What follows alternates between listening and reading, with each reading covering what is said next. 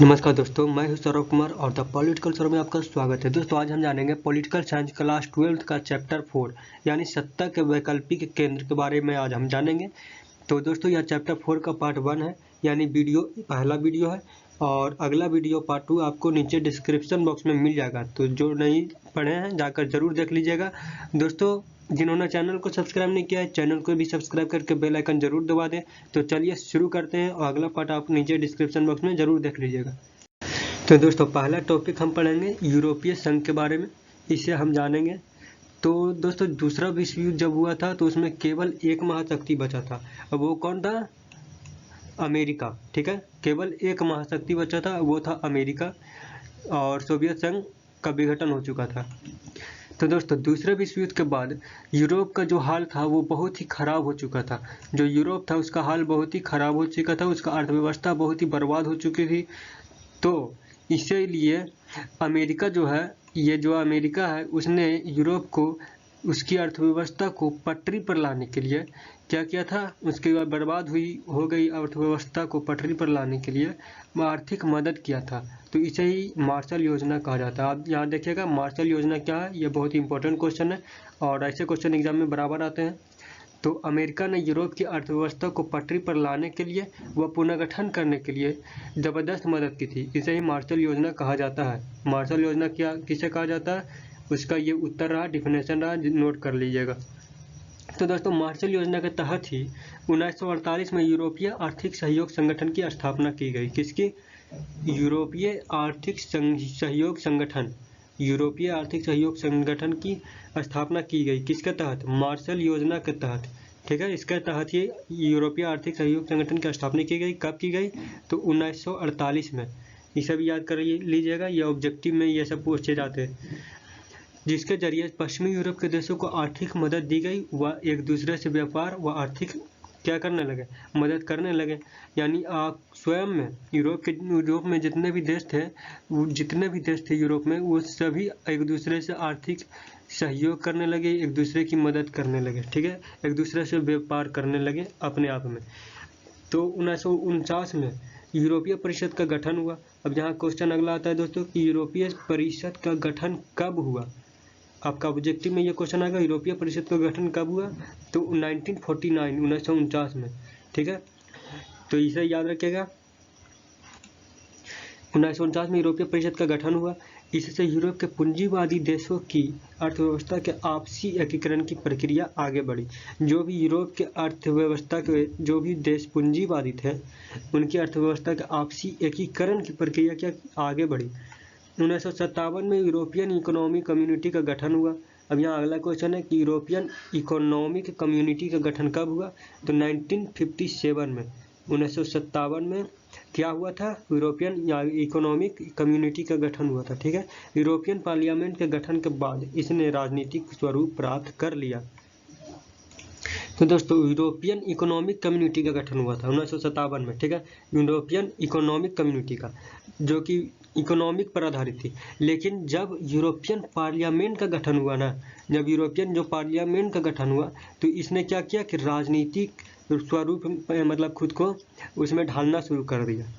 तो यह था यूरोपीय संघ मार्शल योजना के बारे में। तो दोस्तों सोवियत संघ का जब विघटन हुआ था, सोवियत संघ का विघटन के बाद क्या हुआ था कि 1992 में यूरोपीय संघ की स्थापना हुई।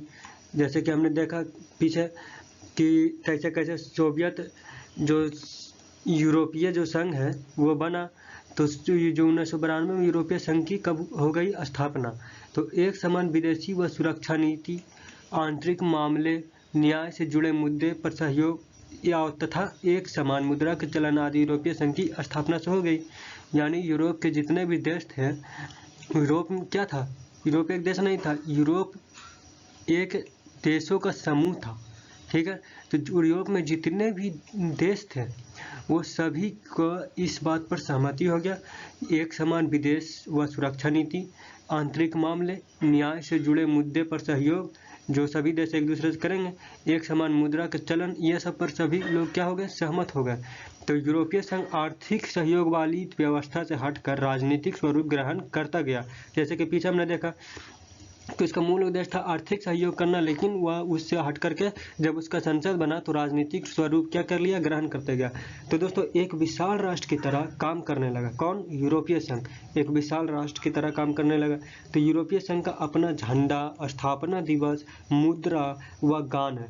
ठीक है, यूरोपीय संघ के पास सिर्फ अपना संविधान नहीं है, क्योंकि संविधान वह नहीं बना सका कि सभी देश अलग अलग हैं, तो सभी के लिए एक संविधान मुमकिन नहीं हो रहा था। लेकिन सभी के लिए एक ग्रुप में रह करके एक झंडा, स्थापना दिवस, मुद्रा व गान हो गया था। तो ये उसका अपना है यूरोपीय संघ का, लेकिन वह उसके पास संविधान नहीं है। विस्तार की सोच से इसके सोवियत गुट के कुछ देश जो थे नए सदस्य बन चुके हैं। ठीक है, विस्तार करने की जो इसकी सोच थी, उससे सोवियत गुट के कुछ जो देश थे जो सोवियत संघ से जुड़े हुए थे, वो भी इसके यूरोपीय संघ के क्या हो गए, शामिल हो चुके हैं, इनके सदस्य बन चुके हैं।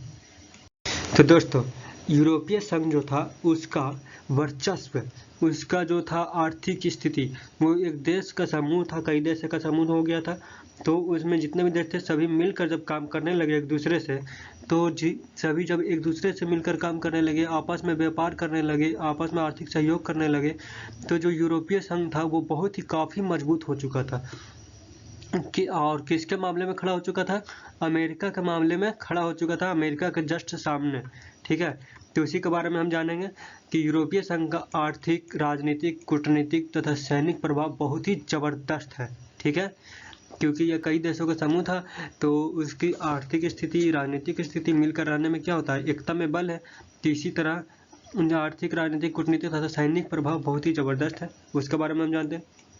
तो अमेरिका के ही लगभग 2016 में यह दुनिया की दूसरी सबसे बड़ी अर्थव्यवस्था थी। ठीक है, जो ये है यूरोपीय संघ, वो दुनिया की दूसरी सबसे बड़ी अर्थव्यवस्था बन गई थी। कब? 2016 में। ठीक है, पहले नंबर पर अमेरिका था। तो इसके सकल घरेलू उत्पादन जो थे वो 17,000 अरब डॉलर से ज़्यादा हो गया था। वहीं दूसरा दोस्तों, इसकी मुद्रा यूरो जो है वो अमेरिका मुद्रे डॉलर के प्रभुत्व के लिए खतरा हो सकती है। अगर इसका सही उपयोग किया जाए मुद्रा यूरो का, तो वो मुद्रा डॉलर के लिए क्या, उसके प्रभुत्व के लिए, अभी देखते हैं कि मुद्रा जो डॉलर है उसी से पूरा विश्व में क्या हो रहा है, व्यापार हो रहा है उसी के पैसे से। लेकिन ये यूरो जो है ये इसको टक्कर दे सकता है डॉलर को। तो अमेरिका से 3 गुना ज़्यादा विश्व व्यापार में हिस्सेदारी यूरोपियन संघ का ही है। यहाँ तीसरा पॉइंट यह भी है कि अमेरिका से 3 गुना ज़्यादा विश्व व्यापार में इसका हिस्सेदारी है। किसका? यूरोपियन संघ का। तो हम पढ़ रहे हैं दोस्तों यूरोपीय संघ की ताकत के बारे में। तो चौथा पॉइंट है इसके आर्थिक शक्ति का प्रभाव। जो इसकी आर्थिक शक्ति था, ठीक है, जो आर्थिकी शक्ति थी इसकी, जो वित्तीय शक्ति था, उसका प्रभाव दूर दराज के देशों पर सीधे तौर पर पड़ता है। ठीक है, जो दूर दराज के देश है, जैसे अमेरिका तथा चीन से इसी बल पर यह क्या करता है, पूरी धौंस से बात करता है, उसे डर करके नहीं, उसे आंखें मिला करके बात करता है। तो दोस्तों 5वां पॉइंट है यूरोपियन संघ के जो दो देश, ठीक है, यूरोपियन संघ के 2 देश ऐसे हैं जिनके पास परमाणु हथियार है और वह सुरक्षा परिषद के अस्थायी सदस्य भी हैं। तो वो देश कौन कौन है? फ्रांस और ब्रिटेन। ये 2 देश हैं जिनके पास परमाणु हथियार भी है और सुरक्षा परिषद में अस्थायी सदस्य भी है। तो दोस्तों यूरोपियन संघ के पास दुनिया की दूसरी सबसे बड़ी सेना है। ठीक है, दूसरी सबसे बड़ी सेना है और इसका सुरक्षा बजट दूसरा है अमेरिका के बाद, यानी दोनों क्षेत्रों में भी अमेरिका से दूसरे नंबर पर ये है।